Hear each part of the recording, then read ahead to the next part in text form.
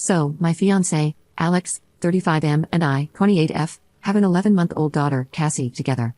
I had Cassie and then returned to work because I could never be a stay-at-home mom. Side note, I work as a psychologist, and I'm actually French but live in the US. When I returned at the 4-month mark, after a difficult birth, we looked around to find a nanny to look after Cassie while Alex and I were at work. We saw a few girls, but then one of Alex's colleagues suggested his daughter, who had dropped out of college, let's call her Liv, 20F. Everything went well. Admittedly, I did notice her being quite attached to Cassie, but I brushed it off as a good friendship between the two. She also liked Alex, and it was obvious she had a crush on him, always batting her lashes and giggling. I found it amusing, as I'm confident in myself, and he always laughed it off with me too. But then on Thursday night, he asked me to do something on his phone while he bathed Cassie, and I saw some pictures flash up from Liv. When I looked at them, they were obviously inappropriate images. She was wearing skimpy clothing and in provocative poses. I looked back at the history, and she had been sending these for a while. As far as I can see, Alex has never responded, but obviously, texts can be deleted. When I asked him, he got defensive and told me to stop using my psychiatrist tricks on him. I was not happy with his non-answers, and it ended up in a shouting match, waking Cassie. So I got him a bag and threw him out, telling him he's not welcome back until I have answers. I'm considering taking Cassie back home to see my family in France for a little bit. His mother and friends have been blowing up my phone, saying I'm being too harsh and that they were harmless texts. Nevertheless, I feel disrespected, and that doesn't fly with me. Update 1. I'd like to start this off addressing the comments stating I'm kidnapping my daughter. I'm taking her with me to visit my family back home in France for a few weeks. Alex has already given his consent on the matter and it is a non-issue. There was also confusion about my job. I work in the psychology field, and I was just using this post as a sounding board, really. The responses from his friends and mother made me question myself. As stated, I informed Liv's father of what happened. He was furious, both with Alex and Liv. He apologized to me and said he would try to get the truth from her, mentioning that she rebels any chance she gets, but this was just disgusting. I then looked through the camera in my daughter's nursery, and I saw a clip of Liv asking if she wanted a sister or brother from Miss Livy and Daddy. That made me feel sick to my stomach. She responded to her dismissal with denials, but I told her I had the footage and that she was to never lay a hand on my baby again. If she wanted Alex so bad, she could have him. I reminded her that how you get them is how you lose them, and he would soon tire of a 20-something college dropout kid. Alex returned to the house temporarily for us to talk. After I showed him the camera footage and text from Liv, he broke down and said he was really sorry. He admitted that while nothing had physically happened between them, they had been exchanging photos and messages for a month or two. He showed me the original messages, and it was her who had pursued him. She started by saying she felt like a schoolgirl around him, and she said she needed advice from an important man like him. She sent a provocative photo of herself, asking if he liked what he saw. He started out not really responding, but after a few texts, he responded, and it started from there. She was saying things about them being a happy family together, but he never responded to those texts. He begged me to forgive him and start fresh. He said we can move, that we have plenty of money, and he will do whatever I want. I told him what I want is to go home for a few weeks, so that's what I'm doing, and Cassie and I are flying tomorrow. He honestly looks so pathetic right now. They are welcome to each other. There will be no wedding, and I will be consulting with a custody lawyer once I get to France to see my options both in the US and internationally.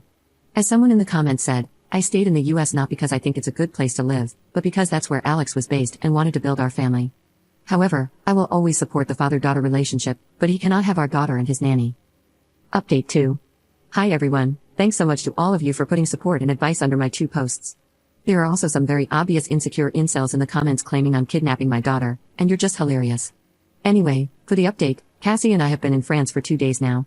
It's been so wonderful to be back with my family after missing them for so long.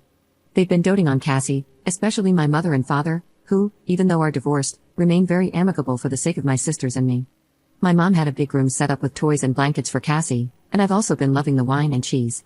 It's been very good to let loose after all the stress, honestly, and I've gotten to ride my family's horse and show him to Cassie finally. I'm meeting a lawyer today, and my ex has been calling. I let him talk to Cassie whenever he wants, but I'm refusing to engage while I'm on my break. Liv contacted me out of anger and spite when Alex cut all contact with her to show that they had a one-night stand a few weeks before I found out. Update 3. Hi everyone again. A lot of you still comment on my old posts asking for an update, so I thought I'd let you guys know what's happened in the past few months. So, after going to France to visit my parents immediately after what happened 6 months ago, I agreed with my family that I needed to come home to France with my daughter. My family said they would provide any help I needed with moving and lawyers, and my father said a prayer we never had a wedding, as there was no divorce to go through. When I returned to the US, I informed my ex-fiancé that there would be no compromise or discussion on my next steps. Cassie and I were returning to France so I would have my support system closer, and I wouldn't feel so isolated. I told him I'd never try to stop his relationship with Cassie and that he would be welcome to visit her in France, depending on where he decided to live, and that I would happily bring her back to the States for visits periodically. However, I wouldn't compromise with Liv. If I found out she had been near my daughter, I would stop all contact between him and Cassie. I felt like, after what he had put me through and how he had disrespected me, I was quite gracious with my offers. We managed to sort the move out in the next 2 months and signed an agreement which stated I was the primary custodian of our daughter, and I made most decisions regarding her. It set out specific times Alex would be able to see or have Cassie. He basically agreed to all of this because he thought once I had left the US, I would become more sympathetic and let him back in once we were in France. I didn't bother to correct him, frankly, because it benefited me. I found a really nice apartment a street over from my parents, so I moved in there once my parents and sister had helped me get it decorated before I came to France. We've been here for just over 4 months now, and Cassie is settling in great. She goes to a daycare with my friend's son and has made great connections here with other kids. I'd forgotten how much more social the experience of having kids was in Europe compared to the US. Once I was added to the parents group chat, the other mothers immediately suggested welcome drinks to get to know me better, and I've made some amazing friends with other moms and dads.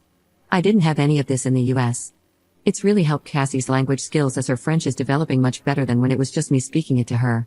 I've put her in baby ballet like my parents did with me, and she's loving it. We've got a rescue cat called Walter, and Cassie adores him. He sleeps at the end of her bed and looks after her all the time. Alex has been over twice since, even though I had given him plenty more chances to see Cassie. However, he didn't take me up on them.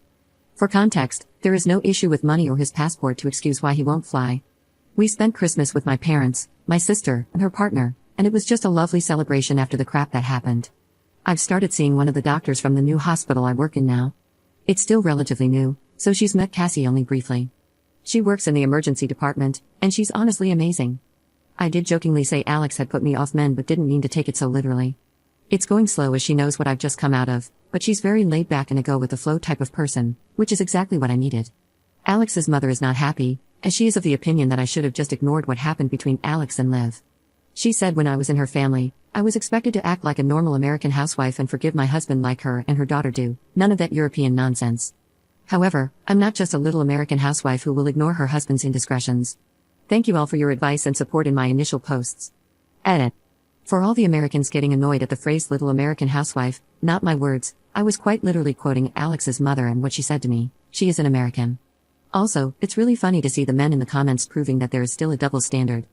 I don't know why, as the mother, I am expected to stay in a country that doesn't speak my first language, where I don't have any family, few friends, no support, and have to deal with Alex's family all for his sake so he doesn't have to make an extra effort to see his daughter when he was the one who decided to break the family in the first place.